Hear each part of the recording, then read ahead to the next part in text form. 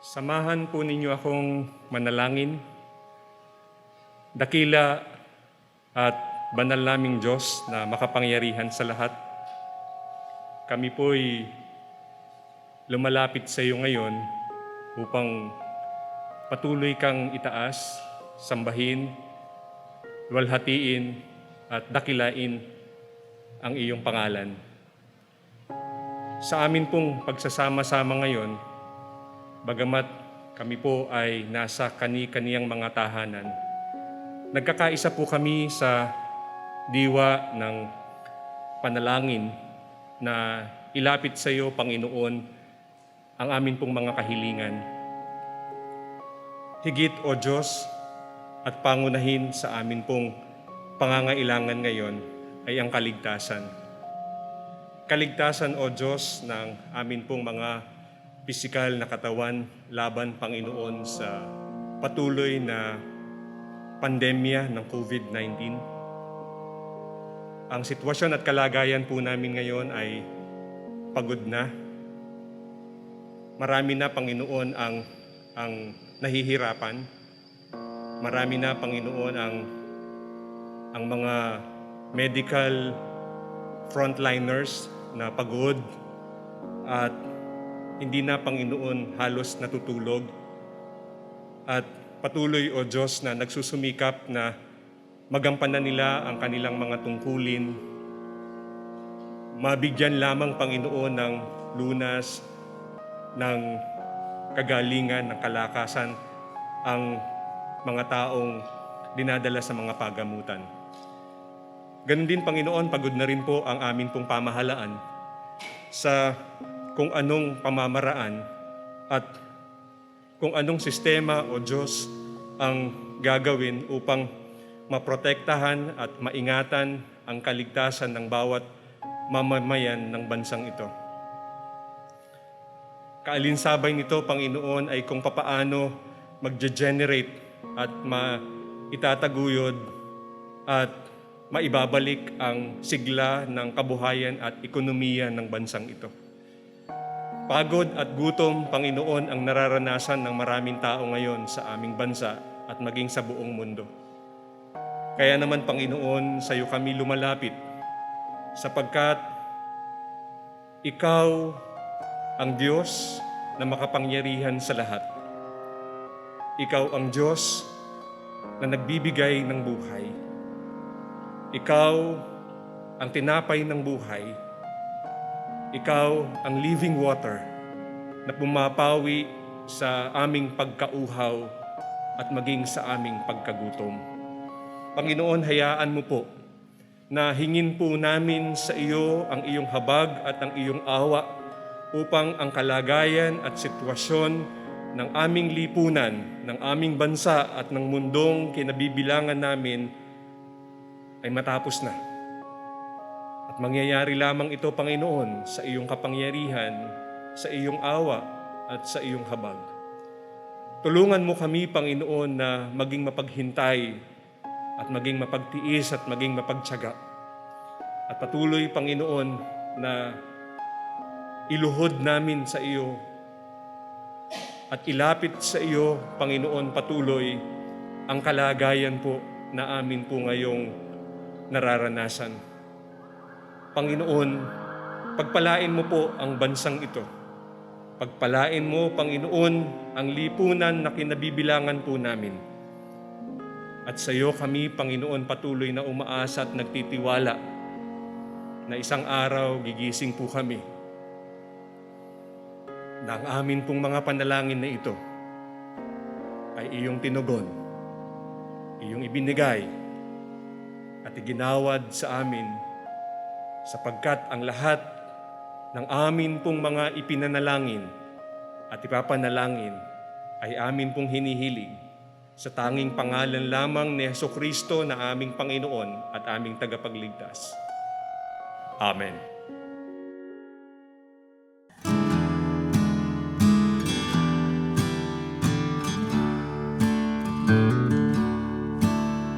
I'd rather have Jesus than silver or gold. I'd rather be have riches untold. I'd rather have Jesus than houses or lands. I'd rather be led by his nail-pierced hand than to be the king of a vast domain, or be held in sin's dread sway. I'd rather have Jesus than anything this world affords today.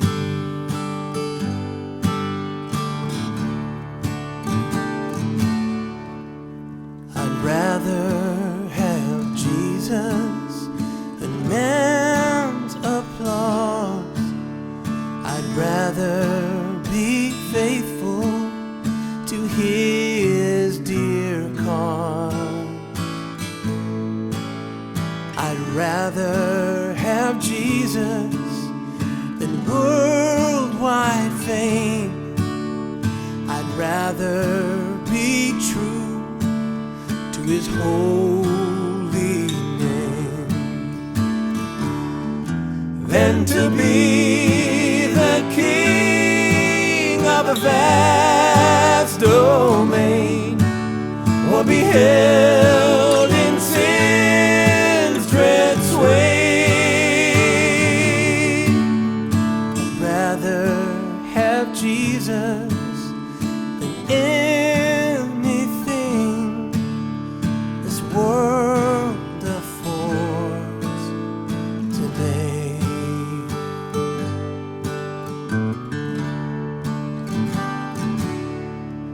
Well, he's fairer than the lilies of rarest bloom. He's sweeter than honey from out of the comb. And he's all that my hungering spirit needs. I'd rather have Jesus and let him lead than to be the king of a vast domain, or be held in sin's dread sway. I'd rather have Jesus than anything this old world affords today. Well, I'd rather have Jesus than anything this old world affords today. This old world affords today. This old world affords today.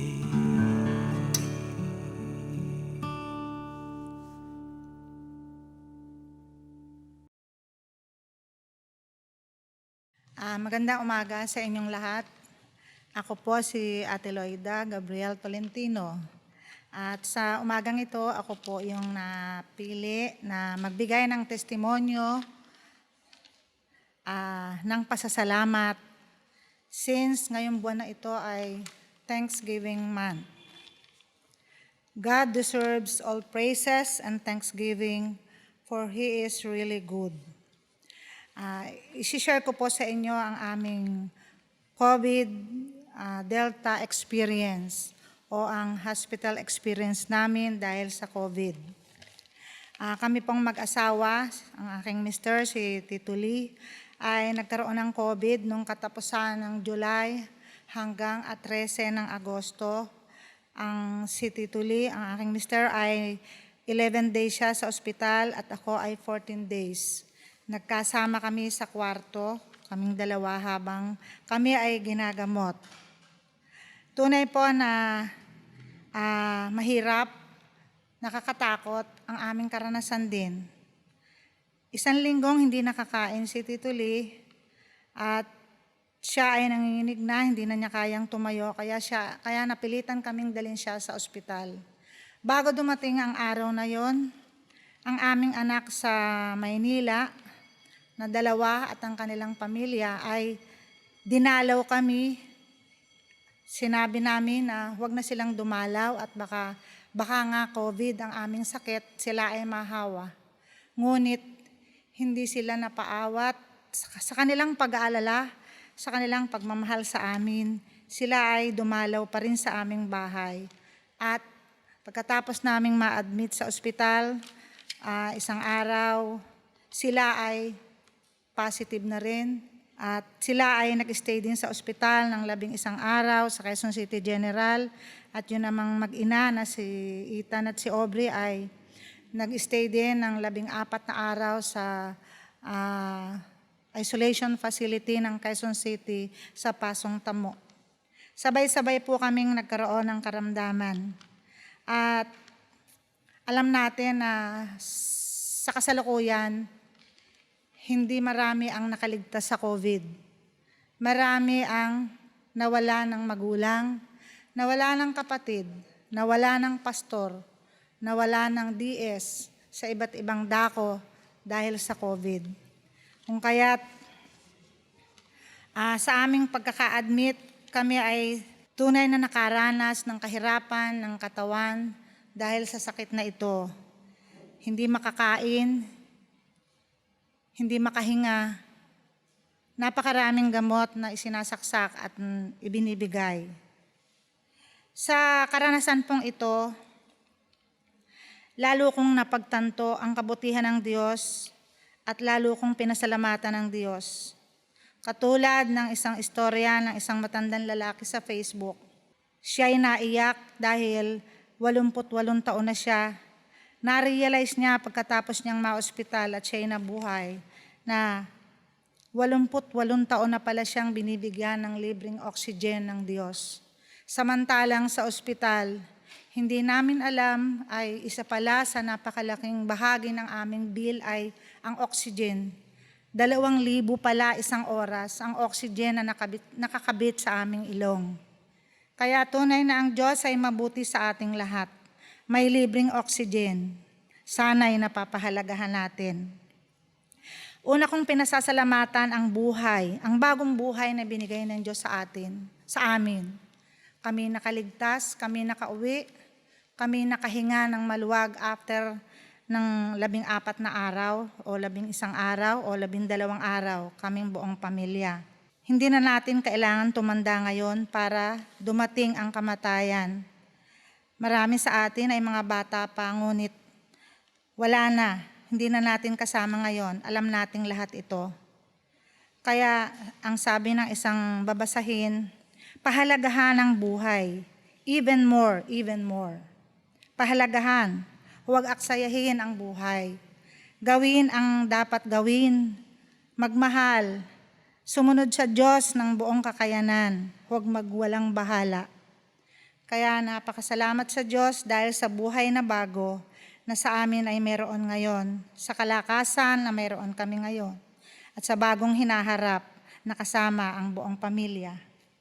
Susunod pong pinasasalamatan ko ay ang aming mga anak. Sa aming karanasang ito ay nagkaroon kami ng discovery na ang aming palang mga anak, ang aming 3 anak ay nakahandang gawin ang lahat. Ibigay ang lahat para sa amin. Sa una palang statement nila nung kami mag-umpisang ma-hospital, ang sabi nila ay, we can't afford to lose you. Hindi namin kakayanin pag kayo'y nawala. Kaya dito pa lang ay nagkaroon na kami ng kapanatagan habang kami nakahiga sa banig ng karamdaman. Ang kanilang pagmamahal, ang kanilang mabilis na desisyon na kami ay ipasok sa ospital ay nagbigay sa amin ng isang kapanatagan, ng isang security At alam namin na ito'y pagmamahal nila na mula sa Diyos na ating Ama. Maraming salamat sa kanilang presensya. Binantayan kami ng walang pangamba na baka sila'y mahawa. Ipinagkaloob nila ang kanilang magagawa. Nagkaroon sila ng mabilis na aksyon, gumawa agad sila ng GC, silang magkakapatid, at nakahandang ibigay ang kung ano ang mayroon sila. Na tuwing makalawa, mayroong mahigit 100,000 yung bill na kailangang bayaran. Kung anong meron sila ay willing sila. Kung ano yung kanilang naipon, willing sila na ibigay upang kami ay maitaguyod sa pagkakasakit na ito. Kaya kami nagalak, kami nagkaroon ng peace, kahit na sabi ko ay, naku, umuwi na tayo kasi baka lumalaki yung bill. Malakas na ako. Pwede na sa bahay mag-oxygen. Pero ikako lang yun. Alam kong hindi pa ako galing at hindi pa pwede. Pero alam kong handyan sila.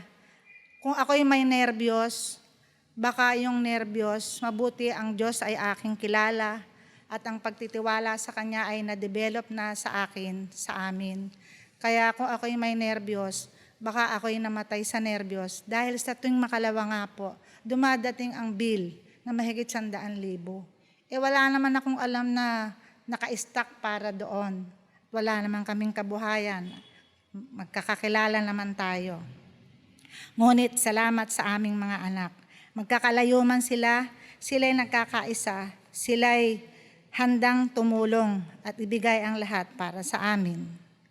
Ikatlo, ang mga ibang tao na nagmamahal, nag-aasikaso, mga kapamilya, mga kamanggagawa, mga kapatid sa iglesia, ang panalangin, ang suporta ng pinansyal, ang pagkain na dinadala umaga't hapon na may sabaw na mainit upang kami lumakas, ito'y ginawa ng mga kapamilya na matyagang nagtaguyod sa amin upang kami ay patuloy na gumaling at lumakas. Ito ay kinikilala namin na isang pagpapala, isang pagmamahal ng Diyos through the family. At ikatlo, ang pananampalataya sa Diyos. Ang ating pananampalataya sa Diyos na nakilala na agad siya noong pa, ang pagtitiwala sa Kanya, ito yung isang nagbigay din ng kapanatagan upang kami lumakas at may pag-asa, nagmakaawa sa panalangin na kami buhayin pa, bigyan pa ng isang pagkakataon. Dahil alam natin, doon sa aming kinalalagyan sa 6th floor ng BMMG, meron dong mga ilang napanaog dahil ala na, tapos na ang buhay nila. Hindi na sila makahinga. 65 na lang yung kanilang oxygen level. Ngunit salamat sa Diyos, hanggang 85 lang ako bumaba at napataas uli. Tunay na ang mga blessing na ito ay kailangan nating balikan lagi kahit yung mga dati pang blessing ng Diyos upang tayo ay magkaroon ng thankful heart. Opo. We cannot be fully thankful if we do not look back. Opo. Bakit ka ngayon ganyan? Bakit ka may trabaho? Bakit may pera anak mo? Bakit mahal ka ng anak mo? Kasi dati pa tayong pinagpapala ng Diyos. Pinagpala tayo ng Diyos. Nakatapos ng pag-aaral, nakakita ng bagong trabaho, nakakita ng biyaya na tutugon sa ating pangkasalukuyang pangangailangan. Kaya maraming salamat sa blessing na ito. Ang isang anak ko na naka-confine doon sa Quezon City General ay mahirap ang kalagayan dahil ito ay public hospital, hile-hilera, dikit-dikit, napakainit, hindi makatulog. Salamat, may kapatid tayo sa iglesia, si Ate Banji de Castro Arenas, na isa sa mga head doon. At nang malaman niya na nandoon ang aking anak, ay inasikaso niya, pinadala niya ng mga doktor, pinaasikaso niya sa mga nurse, sa mga doktor, pinaresetahan kung ano pa yung mainam na gamot na pwedeng bilhin sa labas, na ang mga katabi niya ay umiiyak dahil walang pambili gamot, walang ma-provide ng hospital na libre. Wala naman silang pambili.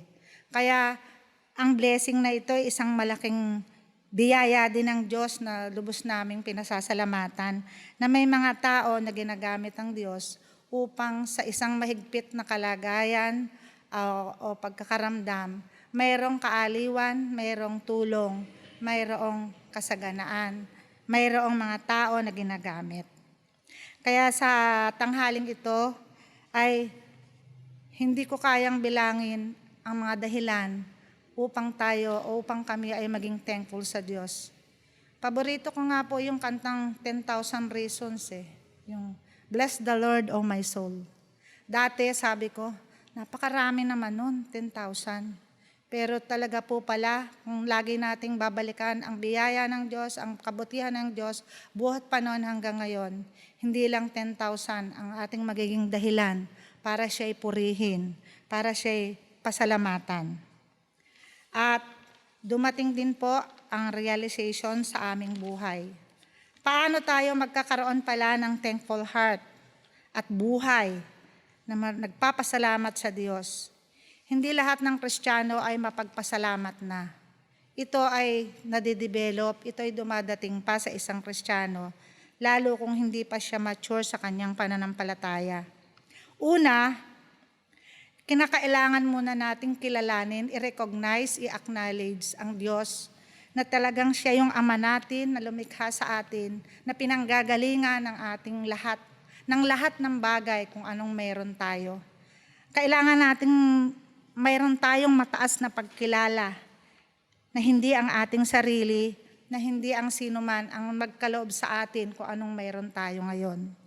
At dahil sa ganitong pagkilala, kinakailangan nating magkaroon ng humble heart. Hindi maaaring i-recognize ang Diyos ng fully kung walang humble heart ang isang Kristiyano. Na ito, kung may humble heart tayo'y nagpapasakop, nagpapailalim, kumikilala sa Diyos na may likha sa atin. Ikatlo, gaano natin kamahal ang Diyos? Kung tayo, love God with all your heart, with all your minds, with all your soul. Mahal na ba natin ang Diyos o konti pa lang? Pag mahal na natin siya, kinikilala natin siya, meron tayong kapakumbabaan sa harap niya, magkakaroon na tayo ng talagang thankful heart. Kaya ang tanong, gaano mo na kamahal ang Diyos sa buhay mo? Gaano mo na siya inuuna sa buhay mo? Ikaapat, kung paano tayo magkakaroon ng thankful heart, ay express your thanks fully.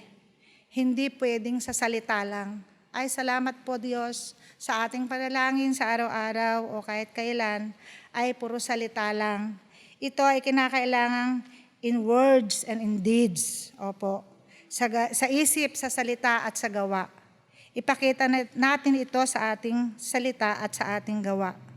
Binabahagi natin ng Diyos, ang salita ng Diyos dahil mahal natin siya, kinikilala natin siya. At sa gayon ding paraan, tayo ay gumawa sa ating kapwa. Tayo tumulong sa ating kapwa. Bilisan natin, dagdagan natin, lalo sa ating panahon ngayon, na tomorrow may not be ours. Opo, baka hindi na natin magawa ang balak natin sa hinaharap. Sa ibang araw na ako tutulong, sa ibang araw na ako magbibigay ng ayos sa church, sa ibang araw na ako magta-tithes, at dahil bata pa naman ako, o pagluwag ko na. Tomorrow may not be ours. Sa sitwasyon natin, nakita ito ng buong mundo. Na ang buhay, ang Diyos lang ang may control. Hindi ito kayang kontrolin ng pera, ng anumang, no amount of wealth, intelligence, technology, ang kumokontrol sa buhay. Pinakita ng Diyos na siya lang ang may control sa buhay. Kaya ito'y ating pahalagahan, gawin ang nararapat, ibigay ang para sa Diyos, ibigay ang para sa kapwa.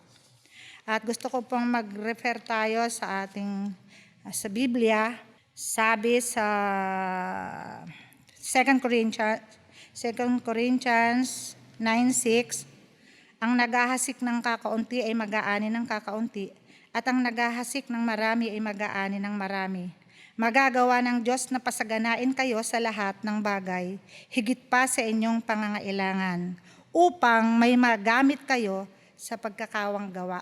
Ito po yung pinangaral ni St. Paul sa mga tao sa iglesia sa Macedonia noong unang panahon. Ito yung pangako din niya sa atin, upang makatulong sa marami. Sa gayoy dadami ang magpapasalamat sa Diyos. Ang pagtulong ang magiging dahilan ng walang hanggang pagpapasalamat nila sa Diyos.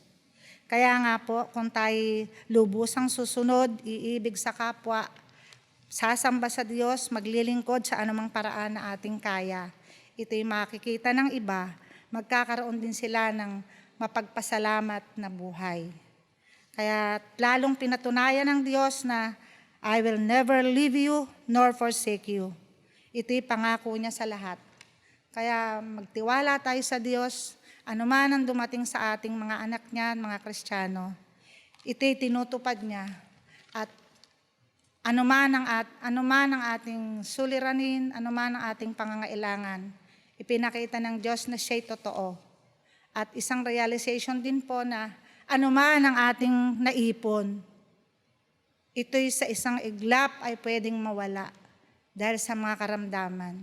Pero anuman ang ating pangangailangan, gaano man ito kalaki, sa isang iglap, ito'y darating, ito'y ipoprovide ng Diyos.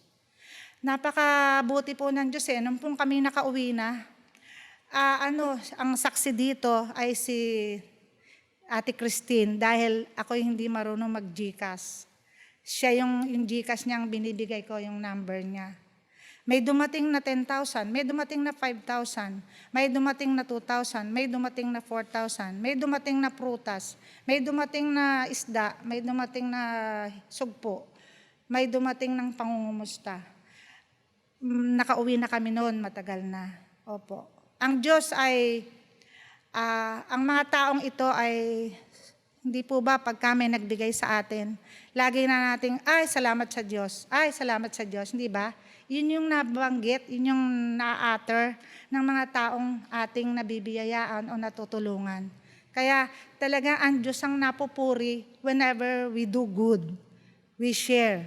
Ang Diyos ang natataas. Kaya ang challenge po sa atin ngayon bilang mga anak ng Diyos, bilang miyembro ng iglesyang ito, magpatuloy tayo sa paggawa ng mabuti. Sabi sa Galatians 6:19, don't be weary in doing good. For in due time, you will reap the harvest of what you sow sa mga umiibig kay Kristo. Opo. Kaya sa tanghaling ito, buong puso po kami nagpapasalamat ang aming buong pamilya. Ay talagang pinupuri ang Diyos sa kanilang kamanghamanghang pagpapala, pagpapagaling, bagong buhay sa amin. 5 kami na nagkasakit, at nahawa pa po ang kabalaik ko dahil dinalaw nila ng aking anak at siya'y namatay sa Malolos, nahawa rin ng COVID. Pero isang pagpapala pa rin na itinuturing namin ito bagaman nalungkot dahil siya'y mayroon ng matinding karamdaman na kung nagtagal pa ay lalong mahihirapan ang kanyang mga anak. Kaya sa umagang ito, huwag nating pabayaan ang iglesia natin na maging maliit lamang yung bahagi na naibibigay natin sa ating mga tao na nakapaligid sa atin na nangangailangan. Suportahan natin lalo ang ating iglesia. Kung tayo'y nanghihinayang, huwag na tayong manghinayang. Kung yung 20, huwag na natin bigay yung 20. Tago na natin 20. Dagdagan na natin. Kasi ito yung gagamitin para lalo pa tayong maraming matulungan sa pamamagitan ng ating iglesia. Purihin ang Diyos sa umagang ito. Tayo po'y manalangin ng pagpapasalamat at pagtatalaga. Dakila at banal naming Diyos, maraming salamat po sa amin pong narinig na patotoo. Hayaan mo, Panginoon, na ang mga salitang ito ay mangusap sa aming mga puso at sa aming mga isipan at maisakatuparan po namin sa amin pong mga gawa. Ang kapangyarihan, O Diyos, ng mga salita na aming narinig ay magiging makatotohanan sa sandaling ito, O Diyos, ay aming i-apply at gamitin at palaguin sa mas lalong ikalalawak at ikalalago ng iyong paghahari dito sa lupa. Salamat po, Panginoon, sa buhay ng iyong anak na ginamit upang maihayag ang kwento ng iyong kabutihan at pagpapala sa kanya at sa kanyang buong sambahayan. Panginoon, narito po kaming lahat upang patuloy kang pasalamatan sa lahat ng pagpapalang amin pong tinatamasa. Sa mga pagpapala, O Diyos, na hindi po namin kayang bilangin. Na kung papaano mo kami patuloy na iniingatan, kung papaano mo kami patuloy, O Diyos, na pinagkakalooban, at kung papaano mo kami, Panginoon, patuloy na pinoprotektahan. Alam po namin, Panginoon, na wala pong ibang makagagawa nito maliban sa isang Diyos na matalino, isang Diyos na makatarungan, isang Diyos na makapangyarihan, at isang Diyos ng pag-ibig. Kaya, Panginoon, lubos po kami nagpapasalamat at patuloy po naming inihahayag sa iyo ang aming kagalakan na sa amin pong mga buhay ay nararanasan po namin ang iyong goodness and mercy. Sa mga nagdiriwang ng kanilang kaarawan, Panginoon, inilalapit po namin silang lahat sa iyo. Saan man sila naroroon, dakilang Diyos, ikaw po ang patuloy na magbigay ng higit na pagpapala sa taon na darating para sa kanila. Na kung papaano mo sila sinamahan sa nakalipas na taon ay higit, O Diyos, na biyaya at kagandahang loob at pagpapala ang siyang maranasan nila sa parating na taon na ito. Ganon din sa lahat, Panginoon, ng nagdiwang at nagdiriwang ng kanilang mga wedding anniversary. Patuloy mo, Panginoon, silang buklurin ng pag-ibig na siyang naranasan nila na nagmumula sa iyo. Ang pag-ibig na ito, O Diyos, ang higit na naghahari upang mapagtagumpayan nila maging ang mga pagsubok, maging ang mga suliranin ng kanilang pagsasama at relasyon. At kung ikaw, O Diyos, ang nananatili na sentro ng kanilang pagmamahalan at pag-iibigan bilang mag-asawa at pamilya, ang tahanang ito ay mananatiling matatag. Kaya, Panginoon, sa iyo po kami patuloy na nagpapasalamat sa pagpapala po na kanilang nararanasan. Ganon din, Panginoon, maraming salamat po sa lahat ng mga taong pinagaling mo sa kanilang mga karamdaman. Maraming salamat sa lahat ng mga taong humingi ng hanap buhay o trabaho. Salamat din, Panginoon, sa mga kabutihan na nararanasan po ng bawat isa sa amin. Bagamat kami po ay nasa aming mga tahanan, alam po namin, Panginoon, na ang pagkilos mo at ang paggalaw mo ay hindi kayang limitahan ng espasyo, ng panahon, ng lugar, ng distansya. At ikaw, O Diyos, ay nararanasan namin maging sa panahong kami po ay magkakahiwa-hiwalay. Kaya, Panginoon, maraming salamat po sa pagpapala mo at sa pag-iingat. Ganon din, Panginoon, amin pong idinadalangin sa iyo ang lahat po ng mga bata, ang mga estudyante na nagsipagbalik sa kanilang eskwela online. Dalangin ko po, Panginoon, na bagamat mahirap ang pamamaraang ito, pero alam po naming mayroon kang paraan kung papaano ang aming mga anak ay matututo at magkakaroon ng kasanayan at magkakaroon ng pagkaalam sa kanila pong mga aralin. Pagpalain mo po, Panginoon, ang lahat ng mga guro. Patuloy po na ang malasakit ang una sa kanilang pagtuturo, sa kanilang paglilingkod, sa kanilang paghahanap buhay upang ang mga batang ito na inabot ng pandemyang ito at inabot ng ganitong paraan ng pag-aaral ay makatugon at sila, O Diyos, ay may kaya na harapin nila, O Diyos, ang susunod po na buhay. Kaya Panginoon, pagpalain mo po silang lahat at patuloy, Panginoon, na ikaw ang pinagmumulan ng lahat po ng karunungan. Kaya Panginoon, maraming salamat po sa patuloy mong pagpapala na ipinagkakaloob sa amin.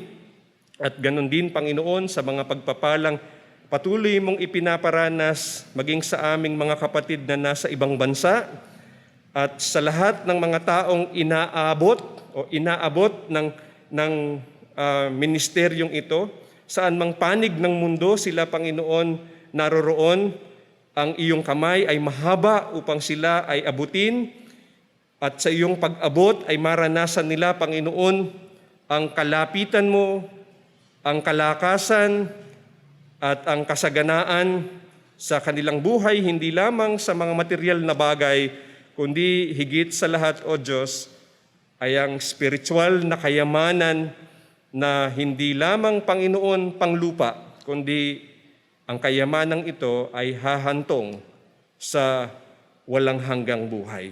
Kaya Panginoon, maraming salamat po. Ang lahat po ng papuri, pasasalamat ay aming ibinabalik tangi kay Jesucristo na aming Panginoon at aming tagapagligtas. Amen. Makipagpalitan po tayo ng pakikipagpayapa sa isa't isa at sabihin po ninyo, ang kapayapaan ng Panginoon ay sumaiyo. At ngayon, inyong tanggapin ang masaganang biyaya ng Diyos amang sumasalangit, ang pag-ibig, ang pagliligtas ni Jesucristong ating Panginoon, ang tanglaw, ang kaaliwan ng banal na Espiritu, ang siyanawang sumainyong lahat mula ngayon at magpakailan paman. Amen. Muli po, maraming salamat po sa inyo pong pakikiisa at pakikibahagi sa ating sabayang pagsambahay. Nawa po, patuloy po tayong umasa at manalangin sa Diyos na humupa na, matapos na ang pandemyang ito para po tayo ay makabalik sa pagsasama-sama o sa pagkikita-kita para sa isang physical na pananambahan. At salamat po sa lahat ng mga, okay lang po, hingi po ako ng paumanhin. Okay lang po, mag-alis na po ako. Ang hirap na po. Salamat po sa lahat ng mga taong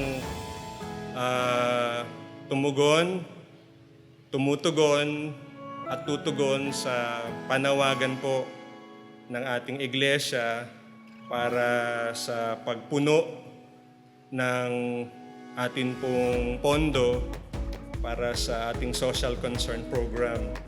Alam po ninyo, nakakatuwa dahil kahit po sa ganitong paraan ay nakakarating po sa inyo ang aming mensahe. At alam po namin na bukas po ang inyong mga puso na tumugon sa ministeryo ng pagkakaloob para po sa ganitong gawain. Alam po ninyo, marami po tayong natutulungan ng mga tao at nagbibigay po ito sa kanila ng lakas ng loob at nagbibigay po ito sa kanila ng katatagan. Marami po kasi dito sa lugar ng Kaipombo ang malalayo po sa kanilang mga pamilya. Ibig sabihin po, galing po sila sa ibang mga probinsya at dito po pansamantalang naninirahan at naghahanap buhay po sa Metro Manila o maaaring dito po sa Bulacan.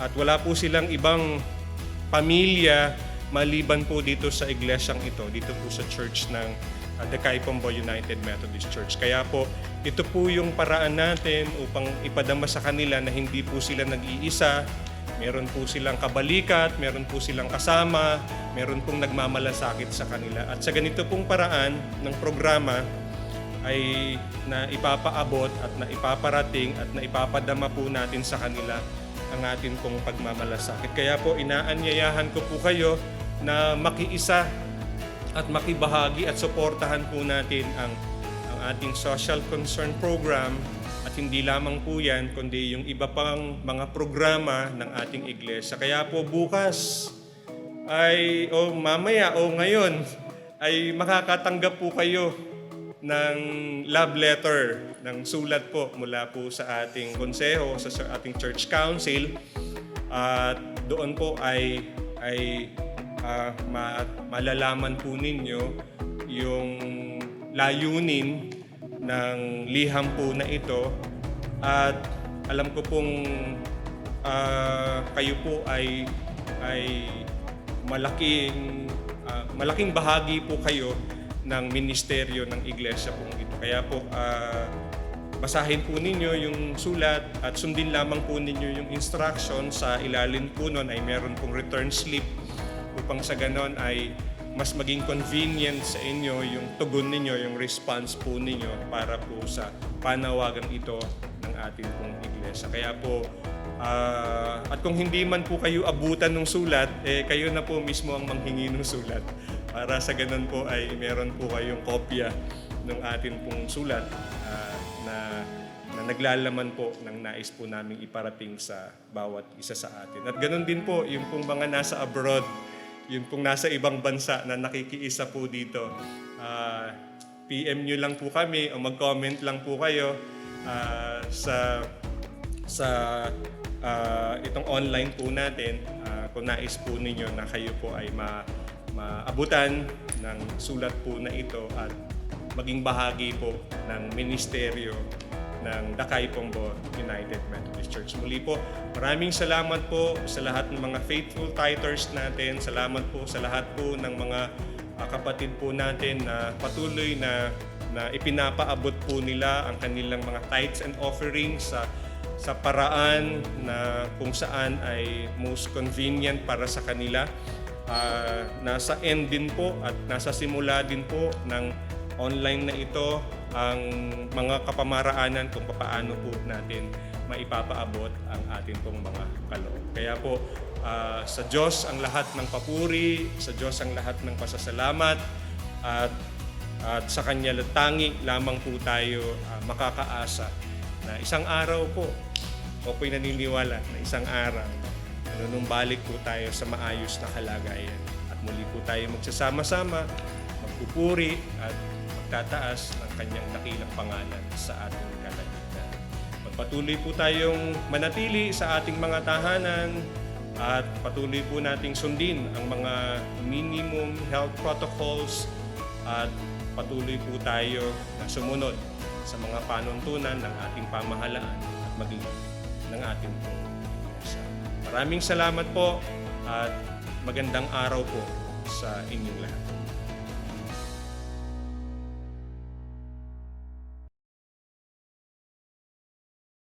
Buhat po sa committee ng SPPRC at sa buong iglesia, kinakatawan ko din po ang buong iglesia na binabati ang ating Pastor Jesse Danauto.